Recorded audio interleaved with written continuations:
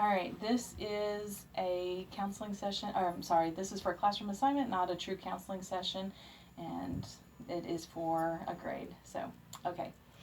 So, Lisa, what brings you in today since the last time I've seen you? Um, well, challenged at work because every time I do well, I get a backlash from my coworkers. Mm-hmm. So, explain that a little bit. Like when you say backlash, and can you give me a specific example? Well, I pay attention to detail Mm-hmm. more than almost anybody in my department, Okay. and they have a problem with that. One person made um, a statement that I try to make them look bad. Mm-hmm. And so, no, I don't try to make you look bad. I just try to do my job as best as I can. Mm-hmm. And then another manager, um, I was correcting something that she did, and she rebutted back to me, like, well, do we have to spell it right? I'm like, well, you should want to spell something correctly. Mm-hmm. So, yes, I'm getting a lot of Backlash. chatter. Gotcha. And so when you're trying to do what you think is right for your job, like you're crossing your T's and dotting your I's, making sure Mm-hmm. everything is perfect, they're maybe not doing what they're supposed to be doing. Like maybe Right. they're letting things go. And in your job, um, accuracy is kind of an important thing, Right. correct? Mm-hmm. So, so one of the things, so you're saying that they give you this backlash and kind of challenge you. Is there anything else that they're doing that's kind of causing friction with the backlash? Like, Well, they complain a lot to mm-hmm, my manager.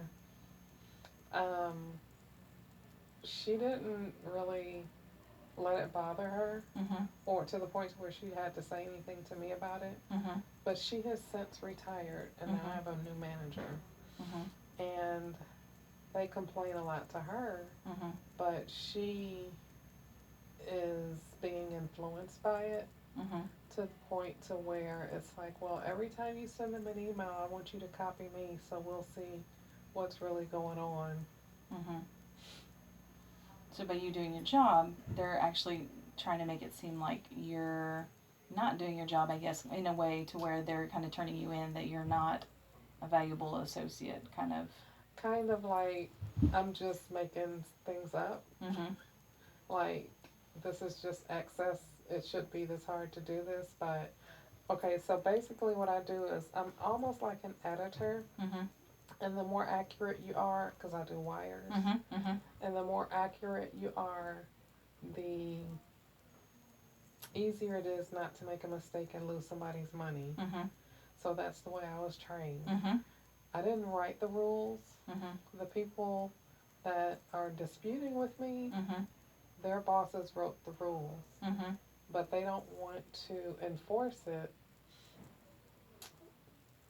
the rules when I call and say something to them about not doing it this way, but it should be done that way.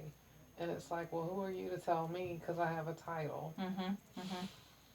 I know that's kind of heavy, huh? It is kind of heavy. It is kind of heavy because it seems like they're not following the rules that are set in place and for the company that you work for, and so when they're causing this backlash and it's kind of causing friction, it sounds like it's causing friction between you and your new boss. Mm-hmm. Um, has that had an effect on how you're doing your business going forward? Are you still doing the way that you normally do, or are you still Um, following? I guess what I'm asking is, are you still trying to do the best like you do, like following the rules like they say? Or are you kind of backsliding in a way that you just, or what's the repercussion? How is it affecting you?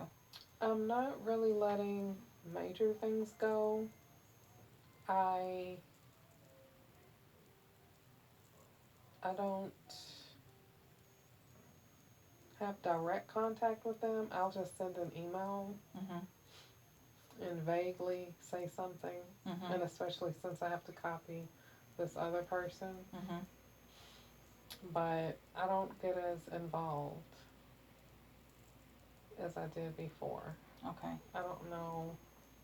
But you're still following the rules, like what Yes. needs to be done. You're still doing what you've done before, but Mhm. you're just being very careful on how, or cautious, I guess would be the right word, maybe, Mhm. of approaching the people who are making the mistakes, because you Right. don't want to seem um, how do you think they're viewing you? Like, because that you're doing your job, how do you think they view you? What is their Um, perspective, you think?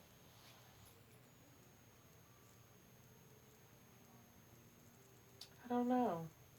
I never thought about it. Mm-hmm. I get a sense that they don't like me, Mm-hmm.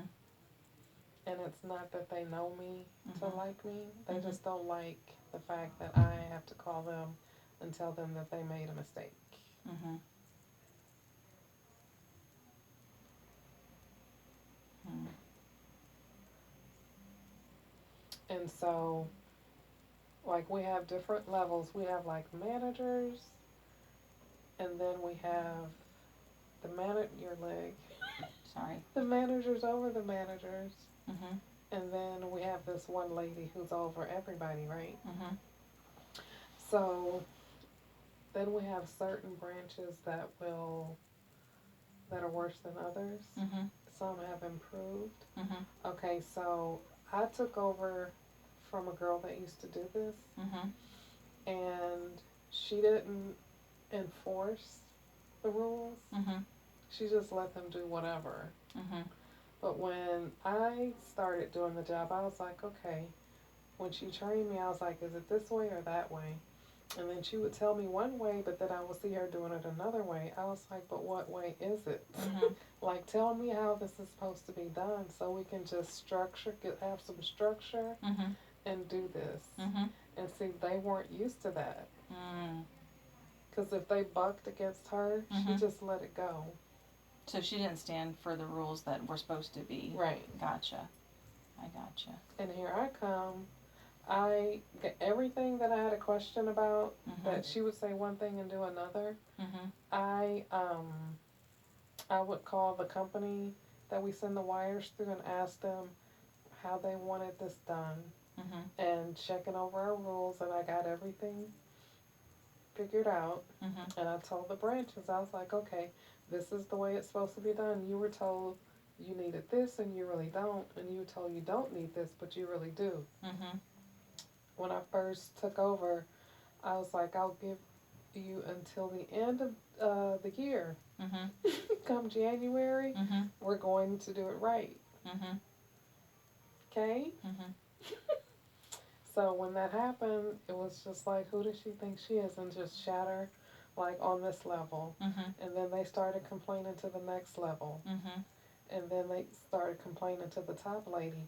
So then two of the managers, we've had words Mm-hmm. because they came at me the wrong way. Mm. And I didn't know I was supposed to be quiet. Mm-hmm. Mm. I gotcha. And it was about the situation that these other coworkers. Mhm. Okay. She won't let us send the wire through. And I was like, they would send me an email. No, I would send them an email telling them this is what is needed, and they had a challenge getting the information. Mm-hmm. I was like, the wire isn't going. Mm-hmm. She won't let us send the wire. And then their manager's manager, she would send an email to my manager and then copy me and copy her manager. I don't understand why Lisa's not sending this wire. Mm-hmm. Could you please tell me? And then my manager would respond and Mhm. tell them that what they really needed. And then when she would respond back to my manager, after she found out they were in the wrong, Mm-hmm. she wouldn't include her manager. Mm. When she thought she was putting me on blast, Mm-hmm. Mm-hmm. everybody was copied. Mm-hmm. And then when she found out her girls were wrong, then it's like, It just stayed on the internal side Mhm. of it. Wow. yes. I see. So what do you think would be like something that have you always had problems with people in situations where when you're trying to do the right thing, they have a backlash against you? So remember I told you in third grade? Oh. Yes, tell me about that story. When I was in third grade, they were teaching us how to write cursive, Mhm. and some people were not getting it right. Mhm. And so she used my paper as an example, and some people weren't happy about it. And they were like, well, who does she think she is? So let me ask you something. So when in that situation, so when your teacher had decided to show your work as an example, how what were your feelings towards that? I felt proud at first. You were kind of excited that Yes. your work is being acknowledged, but then when you felt that your friends were against it, how did that change, or did that change your feelings about being the center of? Well, I just felt I wasn't happy about their reaction, and I was kind of like, in my formative years, I was thinking maybe I shouldn't do well, and I wouldn't be feeling all of this. You know what I mean? We're getting into some deep stuff here. It is some deep stuff. It is some deep stuff. Well, and that's something important to think about, because I think it kind of affects you in your situation today, because not that you're excelling above your coworkers, but you're doing what the rule book says. So it's, to them, it may come apart. It may seem, I asked you about their perspective. Possibly it could be seen as maybe that, you are doing better than them because you are very thorough with your work, whereas they're not. And so it, I don't want it to seem like, but from what I'm gathering, it might hinder you from being the best the best Lisa in her job that you can be, because it's kind of it's bringing you back to that memory of, maybe I should just kind of be mediocre, not necessarily be mediocre, but just fall under the surface. I don't want to shine. I just want to fall kind of under the surface. Right. Does that sound about right? Or okay. So let me ask you this, because I know we've talked about faith before. What do you think? What do you think God would if you were having a conversation with God? What do you think He would say about you shying away from the greatness that He kind of created within you? Because we all have a purpose. We know this. I don't think He would like it. How come? Because that's not. He created me to be this, and I'm over here. When I should be doing this in spite of people's reactions. Right. Because if you think there's Bible stories, a lot of stories where, people have done things and they're on the jealous side, or they take try to bring other people down sometimes because maybe they're looking so good, but it's not reflecting on them. And so, but when you have a purpose, and God has a purpose for everybody, there's a path that we have to take, and you can't let others hinder you back, because you have a greatness within you. I just thought of something since you brought God into it. Go ahead. No, go ahead. In church. In my church in Milwaukee. So I was in this prayer group. And just listened to this story. And I'm not in a prayer group today. Okay, what happened? So I was in this prayer group, and then there may have been some competition, and I kind of felt the same way I do in the job I do today. And I kind of felt the same way I did when I was in 3rd grade. And I think I'm getting a breakthrough. I'm getting a breakthrough here. Well, go ahead. So, what is it? We pray before service, right? And then the prayer leader asked a specific person to go lead the congregation in prayer, right? And so when we said amen, then everybody just talked or whatever, and I just went straight to the sanctuary. So then as soon as I walked in, the deacon that was in charge of the service saw me, and he was like, Lisa, go pray.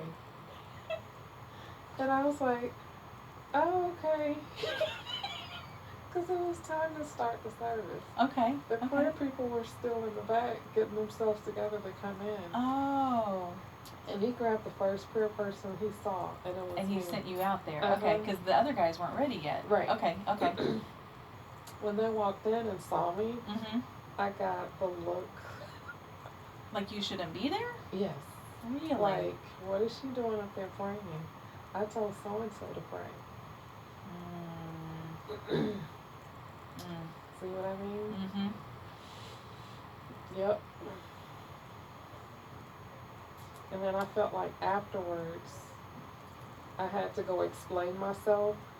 And I did to one person. She was like, oh, okay, I was wondering why you were up there, and she told so-and-so to pray. Because I already know this Mhm. is the way you think. Mhm.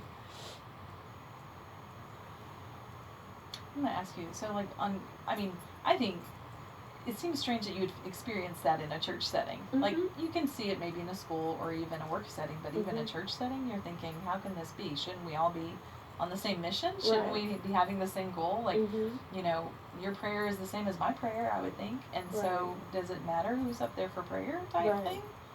Mm-mm. Hmm. And so, you haven't been back to a prayer group since? No, I haven't been in a prayer group Okay. since. Okay.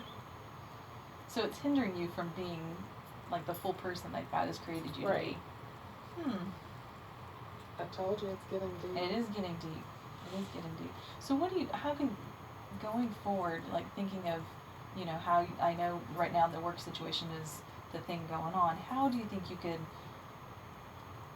I mean, because the situation's gonna be the same, but what do you think you can, um, I'm trying to think of what do you think, how do you see yourself in that situation going forward? Like knowing that God has put something in you to be the best that you can be. Um, I don't know. Like, where do I see myself in 5 years at this job? Mhm. Not at that job. Not at that job, or either I kind of see myself in a Joseph situation. Mhm. So I can't even predict it. Okay. You know, he was like, the way he was treated wherever he went. Mhm. Like at his one job, then the boss's wife hit on him, Mhm. and he had to run and then ended up in jail. Mhm. So I kind of feel like that, like it's not even in my hands anymore. Yeah. But he had a calling on his life too, and Mhm. he was interpreting dreams. And Mhm. so, but what if he thought, this is kind of changing it up, but and putting it in your situations, what if he thought the other prisoners were gonna look bad at him if he was predicting these dreams? Do you think he would not predict the dreams, even though it was his calling to do these, you know, to Right. explain the dreams? Do I think what? So, you know how you say like, so your coworkers kind of challenge Right. what you do, and so, in when Joseph was in jail, like, would the other guard, like, would the other prisoners challenge his dream interpretation, like to where he wouldn't want to do it anymore because he didn't want to stand out? Mhm. Do you think? I'm trying to guess. I guess trying to put you in that position is like he still did what he was called to do. Right. It didn't change, even though other people kind of, not that they put him down for it, but they could have possibly put him down for it. Mhm. So do you see yourself trying to do what God calls you to do, or do you see yourself kind of dulling your star? So, I'm gonna have to be honest and say I think I've been dulling my star. okay. Mhm. So we're gonna have to Deep. think of some ways of how to get your star to shine again. Mhm. Because God calls all of us to do important things. Right. And so, and the thing of it is like if we don't do what He calls us to do, He'll find somebody else. Mhm. But we would miss out on the blessings of doing what He Right. calls us to do. Okay. I'm like, uh-oh, the light is shining. All right, we are out of time, but Okay. we will talk more about this on the next visit. All right. All right. All right.